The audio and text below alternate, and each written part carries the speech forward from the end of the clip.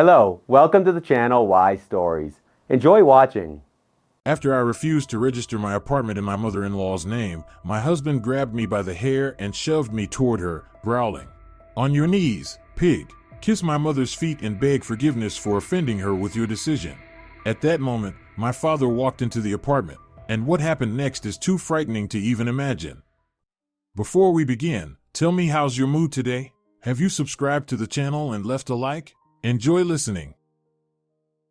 Valeria was climbing the stairs to the fourth floor, a heavy bag of documents in her hand. It had been a tense day at the notary's office: 3 real estate deals, 1 will, and a pile of minor certificates. At 35, she was used to this pace, but today she felt an especially strong longing for home. The key turned in the lock with a familiar click. Valeria pushed the door open and immediately heard muffled voices coming from the living room. Diego and his mother, Dolores, were speaking quietly about something. Strange, her mother-in-law usually didn't drop by on weekdays without warning. "Hello," Valeria called out loudly as she took off her shoes. "Good evening, Dolores." The voices in the living room instantly fell silent. She heard the rustle of papers, as if someone was hastily gathering them up. "Oh, Valeria's here," Diego replied, a little too cheerfully. "Come in, we're just having some tea with Mom." Valeria entered the living room and saw Dolores quickly stuffing some folder into her large handbag. On the table were the remains of a pile of documents. Valeria managed to notice the corner of some kind of form. "What papers are those?" she asked, nodding toward the table. "Oh, nothing important," Diego waved it off. "Mom brought some pension forms. We were just sorting out the allowances." Dolores nodded, but her eyes looked guilty. After 7 years of knowing her, Valeria had learned to read her moods from her eyes. Usually they radiated either disapproval or a lecturing tone. But today, there was something like worry in them. "Sit down, Valeria, the tea's getting cold," Dolores fussed. "Tell us, how was work at the office? Lots of clients today?" The conversation drifted into its usual channels. Her mother-in-law asked about work. Diego shared news from the construction site where he worked as a sales manager. Everything seemed normal, but Valeria couldn't shake the sense of falseness. Diego was being overly talkative, and Dolores was unusually sweet. An hour later, Dolores began gathering her things to leave. Diego walked her to the bus stop, while Valeria stayed behind to clear the table. As she placed the cups into the sink, she noticed a small scrap of paper on the floor near the couch. She picked it up. It was a torn-off corner of some document, with part of a stamp on it. She couldn't make out much, only part of the word, gift. Strange. What did a gift deed have to do with pension forms? Diego came back half an hour later, in an excellent mood. He hugged Valeria in the kitchen, kissed her neck. "It's so nice when Mom comes over," he said. "She lives alone, she gets lonely. And with us nearby, she has someone to talk to." "Diego, what papers were you looking at with her?" Valeria asked directly. He froze for a second, then shrugged. "I told you, pension stuff. She wants to apply for a seniority bonus for her teaching years. We were just discussing it. I thought maybe it was something to do with property." There was a scrap from a gift deed lying on the floor. Diego glanced quickly in the direction she pointed. "Oh, that's probably just some old junk. Maybe it fell out of your bag. You work with those kinds of papers all the time." Logical, but somehow not convincing. That evening, while Diego watched football, Valeria tried to recall what had struck her as strange in her mother-in-law's behavior. Dolores had always been a straightforward woman, saying exactly what she thought. But today she'd been cautious, as if afraid to say too much. And Diego's behavior was unusual too. Normally, after his mother's visits, he would complain about her nitpicking or share some family gossip. Tonight, he was silent, as if hiding something. Before bed, Valeria lay awake for a long time, listening to something she couldn't quite put her finger on. In the morning, Diego left for work early. He had an important meeting with a developer. As usual, Valeria gathered up the trash to throw out on her way to the office. Walking down to the dumpsters with the bags, she noticed that one of them was overflowing. The neighbors had once again piled their garbage beside it, and now the whole courtyard was littered with scraps of paper. While picking up some of the scattered trash, Valeria spotted a familiar handwriting. Among the torn bags and apple cores lay a crumpled sheet with text written in Diego's hand. She picked it up and smoothed it out. What she read made her heart skip a beat. "Gift deed for an apartment. Donor, Hernandez Valeria. Recipient, Martinez Dolores. Gift item, a 2-bedroom apartment located at." The document went on to list their exact home address and a detailed description of the apartment. At the bottom was a date, tomorrow's date. Valeria read the text 3 times, unable to believe her eyes. It was a draft of a gift deed transferring her apartment to her mother-in-law, written in her own husband's handwriting. Her hands trembled. She quickly folded the paper and slipped it into her bag. Her thoughts were in disarray. Why would Diego be drafting such a deed? And why behind her back? All day at the office, Valeria worked like a machine, seeing clients, preparing documents, answering questions, but her mind was elsewhere. The draft deed burned inside her bag like a hot coal. By evening, she had made up her mind to confront her husband directly. Diego came home in high spirits, carrying Chinese takeout for dinner. "How was your day?" he asked, unpacking the boxes on the table. "Not too tired?" "Diego, we need to talk," Valeria said, pulling the incriminating sheet from her bag. He looked at the paper in her hand, and his expression changed instantly. The carefree smile vanished, replaced by tension. "Where did you get this?" he asked quietly. "In the dumpster outside. Want to explain why you're drafting a gift deed for my apartment?" Diego sat down across from her, running a hand through his hair. He was silent for a full minute, clearly thinking of an explanation. "Listen, it's not what you think," he said at last. "Mom asked me to find out how such documents are prepared. Her friend wants to gift her apartment to her daughter, so she wanted to help her with some advice. And you decided to use our details as an example?" "Well, yeah. Just to show her what such a deed looks like. I'm not a lawyer, so I practiced using our case." The explanation sounded plausible, but something didn't add up. "Diego, why is the date tomorrow? If it's just a sample, why a specific date?" He hesitated. "I just wanted it to look more realistic. Mom has to show her friend how to fill it out properly." "And why didn't you tell me? We always discuss everything." "It's nothing. I didn't think it was important. Sorry I didn't warn you." Valeria looked at her husband and knew he was lying. After 7 years of marriage, she could tell when Diego wasn't telling the truth. He had a particular way of avoiding direct eye contact and over-explaining obvious details. "All right," she said, "then let me talk to your mom myself. I can explain the details to her friend as a notary. I know this stuff better." "No," Diego replied too quickly. "I mean, there's no need to bother Mom. She's already passed the info along to her friend. Case closed." A lie. Definitely a lie. The rest of the evening passed in a strange silence. Diego turned on the TV, pretending to watch the news. Valeria sat with a book she couldn't focus on. One question kept circling in her mind: why would her husband need a gift deed for her apartment?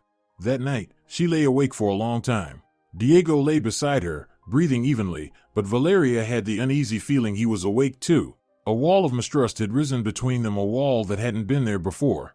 In the morning, Valeria woke with a heavy head and a firm resolve to get to the bottom of things. Diego kissed her goodbye as if nothing had happened, wishing her a good day, but there was something unnatural about his behavior, as if he were playing the role of the caring husband. At the office, Valeria worked distractedly. By lunchtime, she couldn't stand it anymore and called Dolores.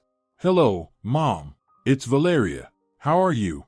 "Valeria, hello," her mother-in-law replied, sounding surprised. "What's happened? You don't usually call during work hours." "Oh, I just wanted to ask, did your friend sort out her documents? Diego said you were advising her about gifting her apartment." A long pause. "What friend?" Dolores asked at last. "You know, the one who's going to give her apartment to her daughter. Diego said you asked him to draft a sample deed for her."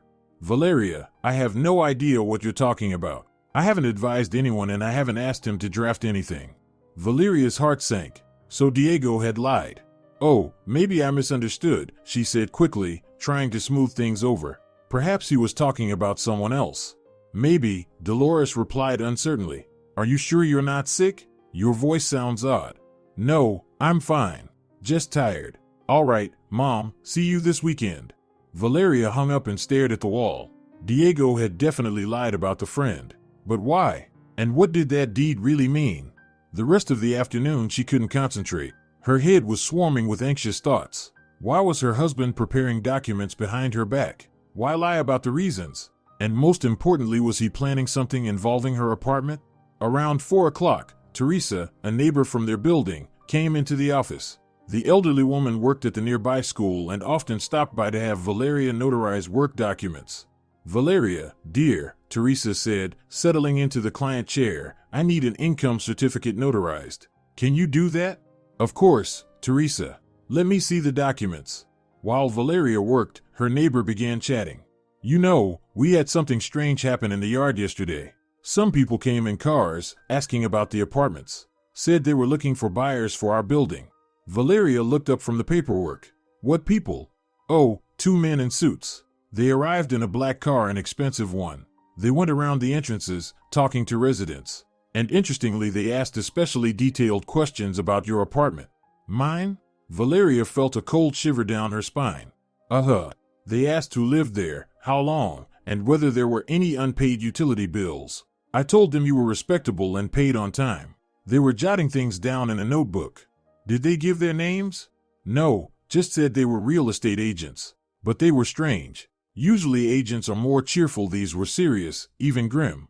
And their car didn't look like a company car, more like something high-end. Valeria mechanically stamped Teresa's certificate and handed it back, her mind racing. Men in suits asking questions about her apartment. Diego secretly drafting a gift deed for it. Dolores acting strangely. This couldn't be a coincidence. Teresa, you're sure they were asking about my apartment specifically?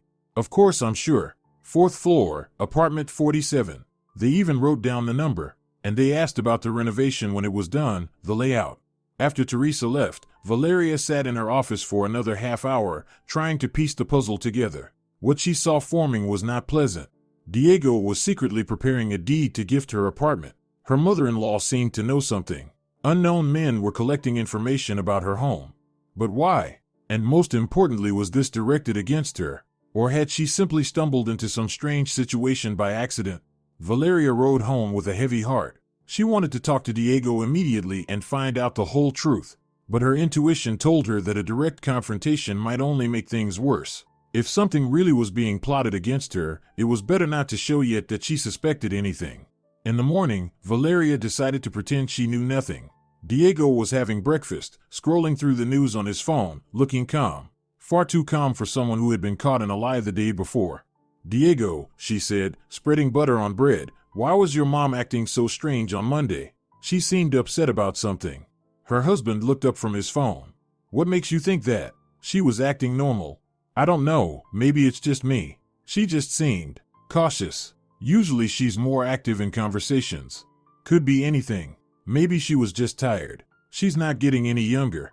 Valeria nodded and didn't press further. But she noticed Diego listening more carefully to what she said, as if waiting to hear whether she might accidentally reveal something important.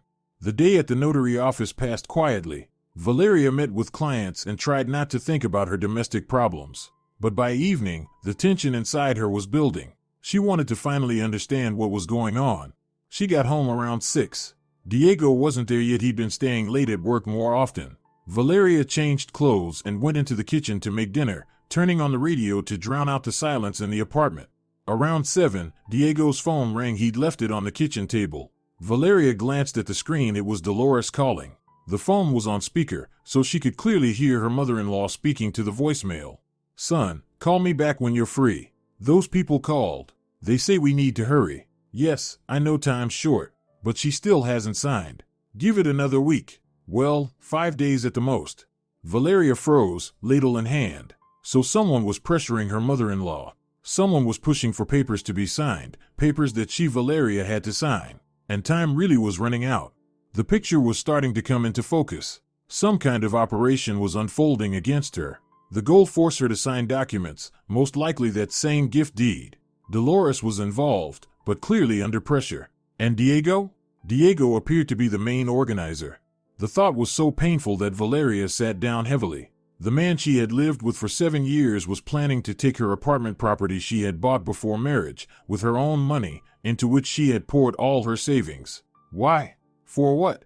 The phone rang again. This time it was a call for Diego from an unknown number. Valeria didn't pick up, but she heard a man's voice on the voicemail. Diego Martinez, we agreed on tomorrow. Are the documents ready? We need the originals and the owner's signature. Time's short, as I said. The message cut off.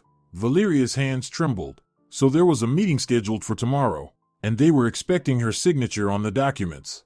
Half an hour later, Diego came home. He walked into the kitchen and saw his phone on the table.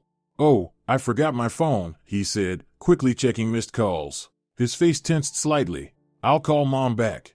He stepped into the hallway, and Valeria caught fragments of his conversation. "Yes, I heard the message. I know they're rushing us. No, she doesn't suspect anything yet. Tomorrow we'll try to do it nicely. If that doesn't work, then..." His voice dropped so low she couldn't make out the rest. At dinner, Diego was unusually affectionate, asking about her day, telling funny stories from work. He even suggested they go to his uncle's dacha for the weekend. Valeria kept up the conversation, but inside she was tight with dread. She knew something would happen tomorrow, that they would try to make her sign those papers, but she didn't yet know how it would happen or what she would do if she refused. Before bed, while Diego was in the shower, Valeria quickly checked his phone. In recent messages were exchanges with unknown numbers, and one from Dolores, agreed for tomorrow at 7 p.m. Try to convince her. So tomorrow at 7 would be the decisive meeting. Valeria went to bed determined to be ready for anything. Whatever her husband and mother-in-law were plotting, she would not let herself be deceived. But deep down, she was afraid. Afraid to realize that the person closest to her was capable of betrayal. And even more afraid of not knowing why he needed this, or how far he was willing to go. As she drifted off to sleep, she thought about how her calm, steady life was collapsing. Ahead lay trials she was completely unprepared for. But one thing she knew for certain, she would never give up her apartment. It was her home, her fortress, and she would fight for it to the end. Her last thought before sleep was a resolution. Tomorrow, she would learn the whole truth, at any cost. Friday began with the jarring ring of the alarm clock. Valeria woke with the feeling that something was bound to happen today. Yesterday's overheard conversations echoed in her mind. Agreed for tomorrow at 7 p.m. That meant the meeting Dolores had mentioned was happening today.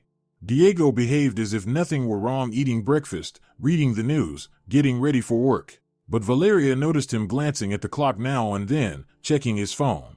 "I'll probably be home late today," he said, kissing her goodbye. "I've got an important meeting scheduled." "What kind of meeting?" Valeria asked innocently.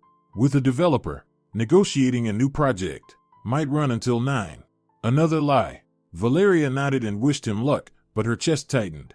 Yes, there was a meeting, and Diego clearly didn't want her to know the real nature of it. At the office, she tried to focus on her work, but her thoughts kept circling back to the problem at home. She needed to act, but what exactly should she do? A direct confrontation might backfire. If there really was a conspiracy against her, it was better not to reveal her knowledge yet. By lunchtime, she had a plan. Valeria decided to use her professional connections to find out whether Diego or Dolores had approached any other notary offices in the city. If they were preparing documents, they had probably sought out a notary who didn't know them personally. First, she called Lucia from the office on Central Street. They had known each other for about 10 years and often shared information on tricky cases. "Lucia, hi," Valeria said. "Tell me, has a woman in her 60s named Martinez been to see you recently?" "Dolores? Martinez?" Lucia thought for a moment. Yes. She was here. Came in about 3 days ago. Wanted a certificate of the market value of an apartment. Quite a persistent lady." Valeria's heart sank. So her mother-in-law really had been gathering information about the value of the apartment. "Do you happen to remember the address?" Of course. It was unusual she wasn't requesting the certificate for her own apartment, but for someone else's. Said she was helping her niece, who's abroad right now. "Your address, by the way, Valeria. Avenida de Las Palmas, Building 12, Apartment 47. A chill ran down Valeria's spine. "My apartment? Are you sure?" "Absolutely. I even thought, what a coincidence. But I figured maybe you had some relatives in common." I didn't give her the certificate, though she didn't have the documents authorizing her to request it. "Lucia, did she say why she needed it?" "She said her niece was going to sell the apartment and wanted to know its real value. But it seemed odd to me. People don't usually order certificates from us for sales. Realtors do the appraisal themselves." After speaking with Lucia, Valeria no longer had any doubts. Her mother-in-law had been trying to find out the value of her apartment behind her back. Why? The answer was obvious: to know how much to expect from a sale or transfer. Valeria decided to check with other offices. She called Jorge from the Southern District. "Jorge, hello. Has a man named Diego Martinez been to see you recently? Tall, dark-haired, about 38? Martinez? Doesn't ring a bell. Why do you ask?" "Oh, just family matters. Maybe he came about a gift deed?" A gift. Yes, that's right. He came by the day before yesterday. Asked about the procedure for transferring an apartment to a relative. But he didn't bring any documents, said he was just gathering information for now. Another confirmation. Diego really was preparing for a gift transfer, but in secret. Did he happen to ask whether it could be done without the donor being present? He did. I told him no, the donor must be there in person to confirm their intent. He seemed disappointed, said his wife worked a lot and had no time. The picture was becoming clear. Diego had been looking for a way to arrange the transfer without her knowledge or against her will. When he found out it wasn't possible, he must have decided to take another approach. The rest of the workday, Valeria was deep in thought. By evening, she had a working theory. Diego and her mother-in-law planned to force her to sign a gift deed for the apartment. Dolores would be the nominal recipient, but the real goal was likely to sell it. But why? What could make her husband resort to such deception? Valeria went home with a heavy heart. Ahead lay the very meeting her mother-in-law had mentioned. She had to decide how to handle it, pretend she knew nothing, or openly demand explanations. The apartment was quiet. Diego wasn't home yet, though usually he was back from work by 7. Valeria changed and waited. At 7:30, the intercom rang. "Who is it?" she asked. "Valeria, it's us," came her mother-in-law's voice. "Open up." Us meant she wasn't alone. Valeria pressed the button and waited by the door. Several people were coming up the stairs. She heard men's voices and the click of Dolores's heels.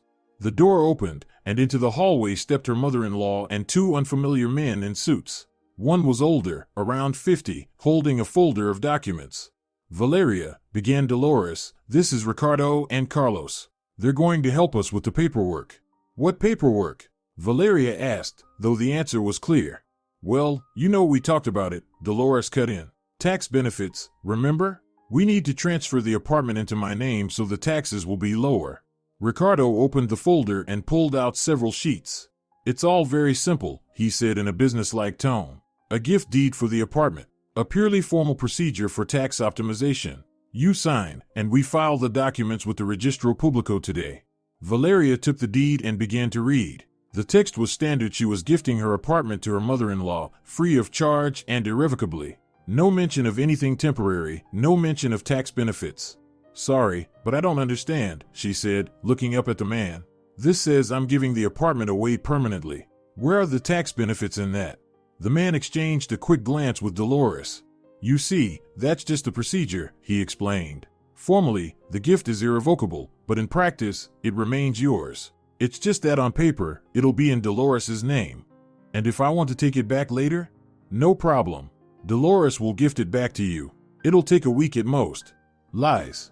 Valeria knew it. If she signed, the apartment would belong to Dolores, and no one could make her give it back. "I want to talk to my husband first," Valeria said. "Where's Diego?" "He's running late," Dolores replied. "But he's in full agreement. We came up with this together." "Then I'll wait for him. I don't sign documents like this without my husband." The lawyer's expression darkened. "Young lady, you don't understand. The documents must be filed today. Tomorrow is the final deadline for the tax benefit. If we miss it, you'll have to pay the full amount." "What amount? For what?" Valeria decided to keep playing the role of the naive housewife. The men exchanged another look. Clearly, they'd expected this to be much easier. "Valeria, don't be childish," Dolores whined. "Diego explained everything. Just sign the papers and be done with it. I said I'm waiting for my husband." Just then, a key turned in the lock, and Diego walked in. Seeing the guests, he tensed slightly, but quickly pulled himself together. "Ah, you're here already," he said with forced cheerfulness. "Valeria, these are the lawyers who'll help us. Let's just get this signed quickly. Diego, explain to me again, why do we have to gift the apartment to your mom?" He came over and put his arm around her shoulders. "Come on, sweetheart. It's just temporary, for the taxes. We'll save a good amount. And if your mom decides not to give it back, she won't." "No," she said firmly. "I'm not signing anything until I figure this out myself." A heavy silence fell. Diego clenched his jaw. Dolores went pale. The men stared at her darkly. "Valeria Hernandez," the older man said slowly, "I'm afraid you don't fully understand the situation. This document must be signed, without fail." There was an undisguised threat in his voice. "And if I refuse? Then there will be unpleasant consequences." Valeria realized the game was over. These were not lawyers, and this was not about taxes. This was a full-fledged scam. "Get out of my house," she said as calmly as she could. "Now." Diego stepped toward her. Valeria, you don't understand. I understand better than you think. I'm a notary, you can't fool me with talk of tax benefits. This is fraud, and I'm calling the police. She reached for the phone, but the younger man caught her hand. You're not calling anyone, he hissed. You're going to sit quietly and do what you're told. Carlos, that's enough, the older man stopped him. We're civilized people. Valeria, let's settle this peacefully. Sign the documents, and we'll leave. And if I don't, then we'll have to use other methods of persuasion. Valeria glanced around the room. Diego stood by the door, blocking the exit. Dolores sat on the couch, quietly crying. The two men looked at her with open aggression. The situation was critical, but Valeria had no intention of surrendering. Fine, she said. Then tell me honestly, why do you want my apartment? And who are you really? Saturday began like a nightmare. Valeria woke up in her own bed, but there were strangers in the apartment. Diego was asleep on the living room sofa, and in an armchair sat Carlos, dozing. The bedroom door was ajar, making it clear they weren't letting her leave the apartment. The previous evening had ended in a deadlock. The so-called lawyers still hadn't explained who they really were or why they wanted the apartment. They only hinted that Dolores had serious problems and that the apartment could solve them. When Valeria refused to sign the papers, they told her she was under house arrest until she changed her mind. Any attempt to make a phone call was stopped. Her mobile had been taken away, and the landline was unplugged. Valeria was cut off from the outside world. Diego avoided speaking to her all evening, only throwing her guilty glances and whispering with his mother. Dolores looked frightened and crushed. In the morning, nothing had changed. At breakfast, Valeria tried to speak to her husband alone. Diego, at least you tell me what's going on. Who are these people? What do they want? Her husband fidgeted, avoiding her eyes. Valeria, I didn't want it to turn out this way. But Mom, she's gotten herself into trouble, serious trouble, and the apartment is the only way to fix it. What trouble? What are you talking about? She owes money, a lot of money, and now they're demanding it back. Who does she owe? And what does my apartment have to do with it? Diego stayed silent. Valeria turned to her mother-in-law. Dolores, let's be honest. What happened? The older woman sobbed. Valeria, I didn't mean to. I was tricked. They offered me an investment with a high return. I put in all my savings, and then it turned out to be a scam. How much money? 2 million pesos. Valeria gasped. There was no way a pensioner could have saved that much. Where did you get 2 million? I took out loans from several banks. They promised I could pay them back with profit in a month. Now it made sense. Dolores had fallen victim to fraudsters, taken out loans, and lost everything. Now the banks wanted their money back. So what you plan to pay with my apartment? Not the banks, Diego said quietly. Mom couldn't make the payments. The debt was sold to collectors. They're the ones demanding repayment. Valeria felt her world collapsing around her. So the men in suits were debt collectors, and her apartment was to be the payment for her mother-in-law's debt. But what does that have to do with me? These aren't my debts. You see, Diego struggled for words. They said if Mom doesn't pay, the whole family will suffer, including us. That's a threat. We need to go to the police, not hand over my home. Valeria, you don't understand. These people aren't joking. They have connections, influence. They could take the apartment through court or plant something and have us jailed. Valeria stared at the man she had lived with for 7 years, barely recognizing him. When had he become so weak, so cowardly? When had he agreed to barter away her property to fix someone else's mistakes? Diego, this is my apartment. I bought it with my own money before we were married. You have no right to dispose of it. But we're family. We're supposed to help each other. Help, yes. Give up everything because of someone else's stupidity, no. Carlos had overheard. He came over to the table and sat opposite her. Listen, lady, he said in an unpleasant voice. Cut the act. You're going to sign the papers. The only question is, will it be the easy way or the hard way? And if I don't, nothing good will come of that. We're patient, but not forever. The rest of the day passed in tense waiting. Valeria sat in the bedroom, thinking how to escape the trap. Every attempt to make contact with the outside world was stopped. Carlos never let her out of his sight. By evening, the second collector, Ricardo, arrived. He brought new documents and again urged her to sign. Valeria, don't drag this out. Every day you delay makes things worse. And if I do sign, what guarantees I'll be left in peace? My word of honor. Forgive me, but a collector's word of honor isn't enough for me. The man frowned. Then tomorrow we'll have a more direct talk. I hope you come to your senses overnight. The night was sleepless. Valeria lay in bed, desperately searching for a way out. She had to get word to someone she knew, but all communication was under their control. And in the morning, something happened that she had never expected. Sunday began with shouting. Valeria woke to loud voices in the living room.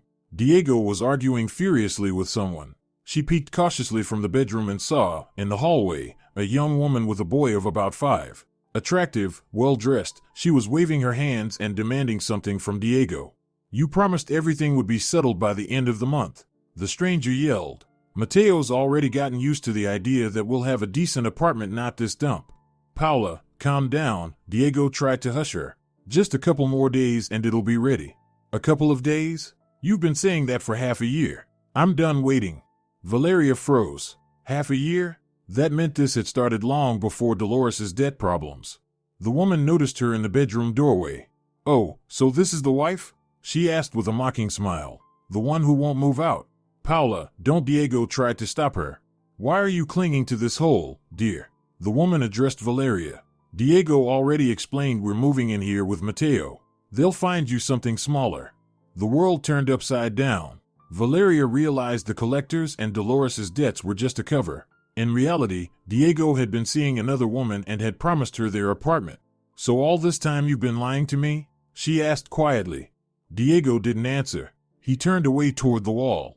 Oh, stop the drama. Carlos cut in. What difference does it make who gets the apartment? Just sign the papers. But Valeria wasn't listening. The pieces were falling into place. Diego's affair with Paula, his promise of the apartment, Dolores's genuine trouble with the collectors.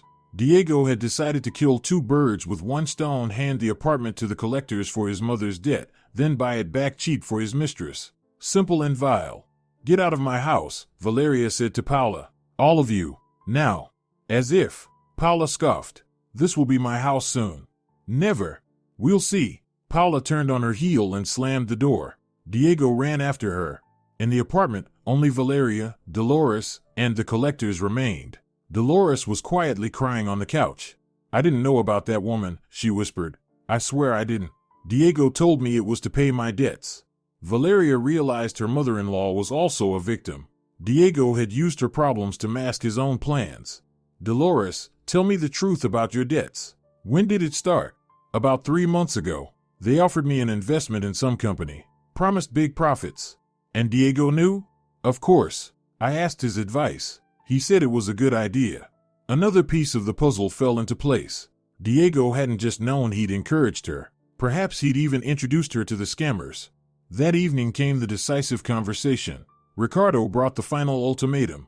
Valeria, our client's patience is running out. Tomorrow morning you sign, or we use extreme measures. What measures? The kind that will make you regret your stubbornness. Is that a threat? It's a warning. Valeria understood the next day would be the final showdown. Either she would find a way to escape, or she would lose everything. That night she lay awake, making plans. A desperate plan was forming in her mind, risky, but her only chance. Monday became the climax of this nightmare. Valeria woke up with a firm decision: she would fight to the end. She would not give her apartment to anyone, even under threat of violence. Diego came back in the morning, unshaven and irritable. Judging by his look, he'd spent the night at his lover's place and gotten an earful from her for the delay with the apartment. Valeria, stop being stupid, he said from the doorway. Sign the papers and end this circus. And if I don't, then things will get very bad for you. The malice in his voice told her the masks had finally come off. Standing before her was not a loving husband, but an enemy ready to do anything to reach his goal. By noon, the full council had assembled: collectors, Diego, Dolores, and Valeria herself. On the table lay the papers, a gift deed, and a consent for registration of the transaction. This is the last time I'll offer to resolve this peacefully, Ricardo said. Sign the documents, and in an hour you're free. And if I refuse? Then we'll use Plan B. What plan? The man took another document from his folder. A certificate from a psychiatric clinic stating you're registered with a diagnosis of paranoia. A forensic psychiatric examination declaring you legally incompetent. A court decision appointing a guardian. Valeria took the papers with trembling hands. They looked absolutely genuine: stamps, signatures, official letterheads. This is a forgery, she whispered. Try proving it, the collector smirked. Tomorrow these documents go to court. Within a week you'll be declared incompetent, and your husband will be appointed guardian. Then he'll be able to dispose of the apartment without your consent. Diego, you can't do this, Valeria said to her husband. I can, he replied coldly, and I will, if you don't come to your senses. Valeria realized she had fallen into a perfectly constructed trap. The collectors had connections in medical and judicial institutions. They could fabricate any paperwork and push it through official channels. How much time do I have to think? Until tomorrow morning. Left alone with her husband and mother-in-law, Valeria saw Dolores sitting on the couch, quietly sobbing. Diego, are you really willing to declare me insane for the sake of some woman? Valeria asked. She's not some woman. She's the mother of my son. A new blow. So the mistress had a child by Diego. Your son? Valeria repeated. Yes, Mateo is my son, and I want him to live in decent conditions, not in a one-bedroom on the outskirts. And what about me? Where will I live? You'll find something. You're young, hardworking. Paula and the kid have it harder. Valeria looked at the man she had lived with for 7 years and didn't recognize him. When had he become so cruel and selfish? How long have you been seeing her? 1.5 years. That hurt even more. All this time, he'd been living a double life, lying to her, making plans with another woman. Then why keep living with me? Where else was I supposed to live? Paula's got a tiny flat too cramped for 3, so I put up with it until the apartment situation got sorted. The cynicism was staggering. Diego had used her as a free place to live while he prepared to seize her property. And your mother's debts, were they part of this plan? Diego hesitated. Mom really did get into trouble, but I thought, why not use it to solve our problems? The collectors take the apartment for her debt, and I buy it back from them for half the price. Very clever. And disgusting. That's life, Valeria. The strong survive. The rest of the day, Valeria turned the situation over in her mind. It seemed hopeless. A whole group of people with resources and connections was against her. She had no money for good lawyers and no influential friends. But she wasn't going to give up. By evening, a plan had taken shape, desperate and risky, but her only chance. Valeria decided to go all in. At 6:30, the collectors came again. Ricardo looked confident and pleased. Well, Valeria, I hope you've made the right decision. Yes, Valeria said. I'll sign the papers. Diego sighed in relief. Dolores stopped crying. Very sensible, the collector nodded. Here are the documents, you just need to sign here. Valeria took the pen and bent over the papers. Her heart was pounding so loudly it felt like everyone could hear it. I just want to clarify something, she said without looking up. After signing, the apartment goes to Dolores? That's correct. And then she sells it to you to pay off the debt? Exactly. And no one will bother me again? You have my word. Valeria nodded and signed. Then signed again. And a third time. Excellent, Ricardo said, taking the documents. It's nice to deal with reasonable people. He put the papers into his folder and headed for the door. That's when Valeria said the words that changed everything. It's just a pity you've now made yourselves accomplices to fraud. The collector stopped. What did you say? I said you're now accomplices to fraud. You see, I'm a notary, I know the law well. Forcing someone to sign documents under threats is a criminal offense. And I have proof. Valeria took a small recorder from her bag. I've recorded all our conversations. The threats, the blackmail, the forged medical reports, it's all on tape. Tomorrow morning, this recording goes to the prosecutor's office along with a statement of extortion. The collector's faces darkened. You're bluffing, Ricardo said. Want to test that? Valeria turned on the recorder, and Carlos's voice came out. We're patient, but not forever. A heavy silence hung in the room. So what are you proposing? The older collector finally asked. Simple. You leave and never appear in my life again. In return, I don't file a police report. And the documents? Invalid. Signed under duress. Any court will recognize that. Diego stepped forward. Valeria, you don't understand who you're dealing with. I understand better than you think. And I also understand that our marriage is over. Tomorrow, I'm filing for divorce. The collectors exchanged glances. She could see them weighing the risks. Fine, Ricardo said at last. But remember, Dolores's debt hasn't gone anywhere. It will have to be paid sooner or later. That's no longer my problem. The men gathered their papers and headed for the door. At the threshold, the older one turned back. You've acted very recklessly, Valeria. I hope you don't regret it. We'll see. After they left, the apartment fell silent. Diego stood in the middle of the room, bewildered and angry. Dolores sobbed in the corner of the couch. "So what now?" Diego asked. "Now you pack your things and go live with your Paula. I'll handle the divorce myself." "And Mom? The debt's still there. Let her declare bankruptcy. It's the only legal way to deal with it." Valeria walked into the bedroom and closed the door. Her hands were shaking from the stress, but inside she felt a strange lightness. The worst was behind her. She had stood her ground, hadn't broken, and had kept her home. The price of victory was high. Her marriage was destroyed, and the illusion of a loving husband was gone. But she had learned the truth and freed herself from a false relationship. From the other room came voices, Diego explaining something to his mother, her sobs growing louder. But that was no longer Valeria's concern. Their problems were in the past. Tomorrow a new life would begin, hard, lonely, but honest. And that was what mattered. Tuesday began with a deceptive calm. Valeria woke up in an empty apartment after yesterday's blow-up. Diego had gone to his lover's place, and her mother-in-law had gone home. It felt like the storm had passed and she could finally start dealing with the aftermath. But it was only the lull before a real hurricane. At the notary office, Valeria worked absent-mindedly. Her thoughts kept drifting back to everything that had happened. She needed to file for divorce, change the locks, sort out the marital property. Months of court battles and disputes loomed ahead. By lunchtime, a message from Diego popped up. "We need to talk. I'll come by tonight." Valeria didn't reply. There was nothing left to talk about. Everything had been said yesterday. She returned home around 6 and immediately sensed something was off. The door was locked, but the key turned differently, and there was an unfamiliar scent in the hallway, a sharp cologne. "Diego?" she called. Her husband emerged from the living room, his face dark and determined. "Sit down, Valeria. We really do need to talk." "About what?" "Everything's already been said." "Not everything. I've been thinking maybe you're right. Maybe we really should get divorced." Valeria was surprised. Could he have agreed so easily? "There's just one condition," Diego continued. "You leave the apartment to me." "Why would I do that?" "Because without it, I can't provide for my son. And you're young, you'll find someone and get settled." "Diego, this is my apartment. I bought it with my own money.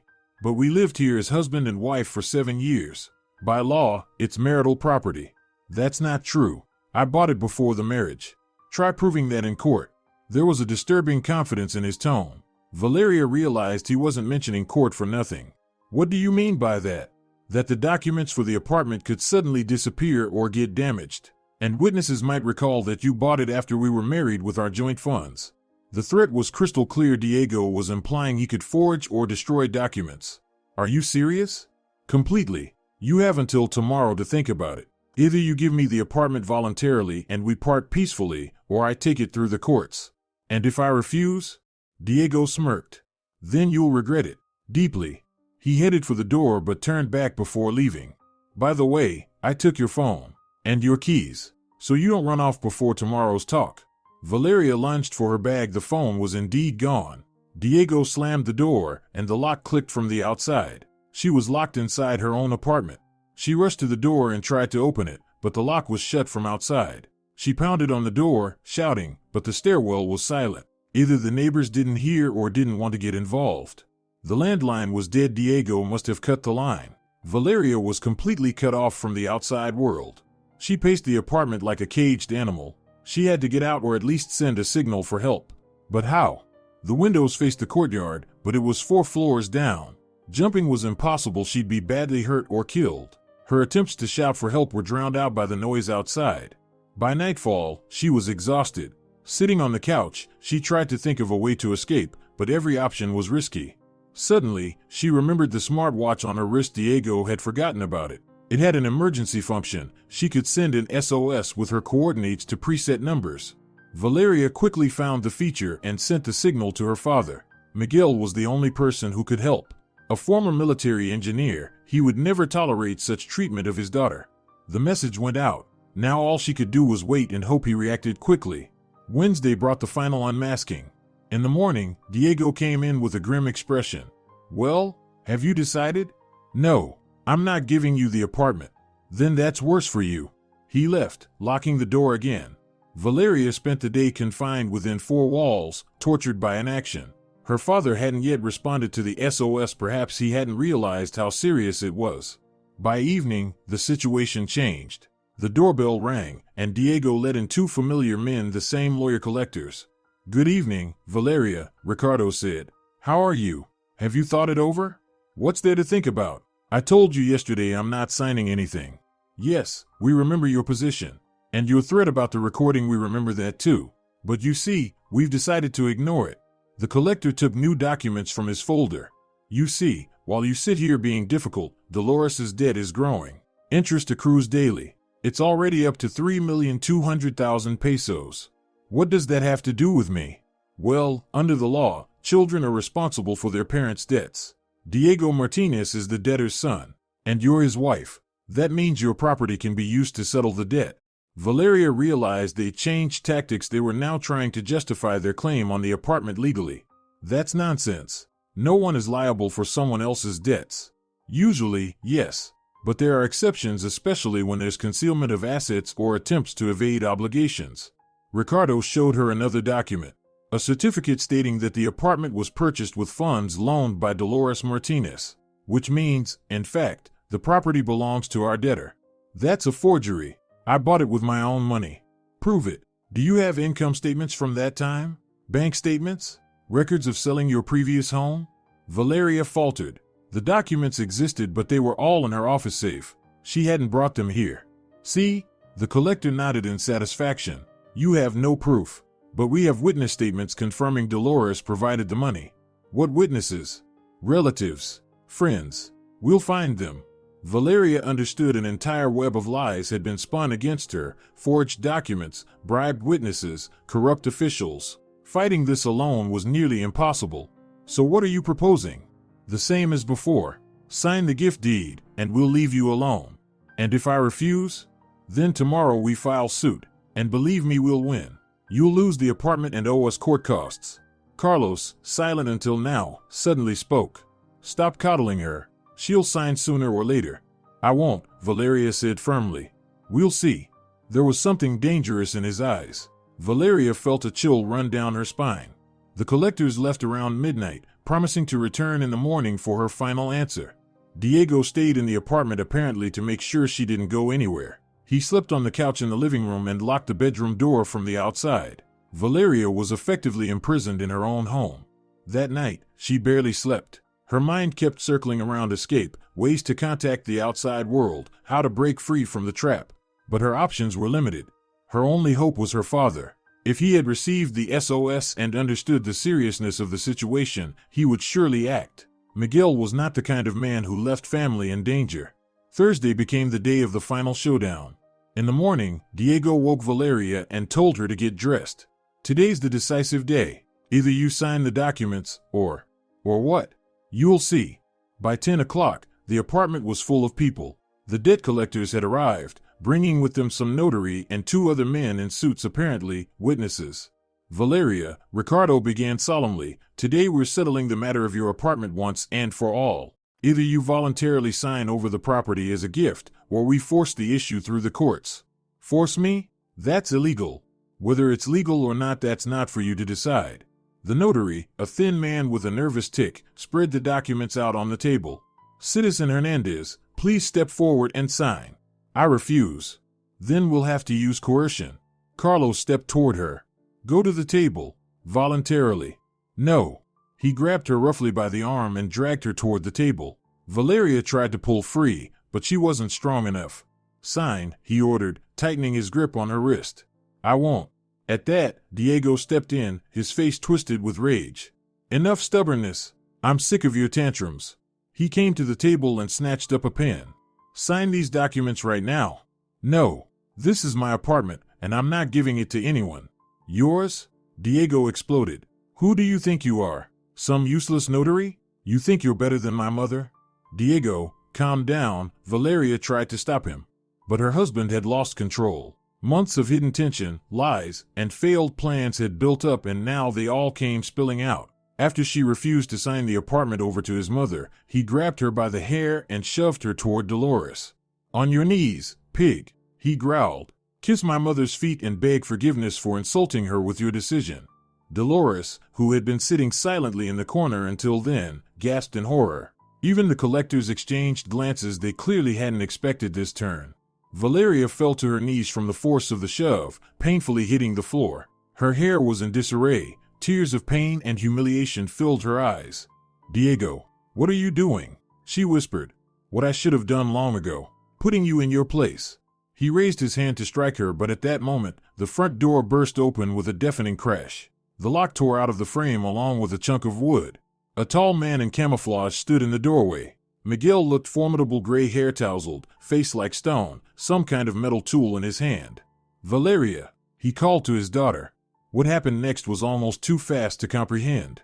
With a single glance, he took in the scene, his daughter on her knees, disheveled and crying, her husband looming over her with a raised hand, strangers crowding the room. Miguel moved toward Diego like a tank zeroing in on its target. Valeria's husband tried to say something, but received a blow that sent him crashing against the wall, sliding to the floor. Carlos, who tried to interfere, ended up sprawled on the couch and didn't get up again. "Anyone else want to lay a hand on my daughter?" Miguel asked quietly, scanning the room. Ricardo and the crooked notary flattened themselves against the wall. The witnesses had already slipped out through the balcony. "Papa," Valeria whispered, getting to her feet. "It's all right, sweetheart. Papa's here." He pulled her into an embrace, and for the first time in days, Valeria felt safe. "Now get out, all of you," Miguel said to the collectors. "And don't you ever come near my daughter again." We'll be back," Ricardo stammered. "We have rights." "Your rights ended the moment you laid a hand on my daughter. If I see you here again, the conversation will be short." The conviction in his voice sent the collectors hurrying for the door. Diego, clutching his split lip, also tried to leave, but Miguel stopped him.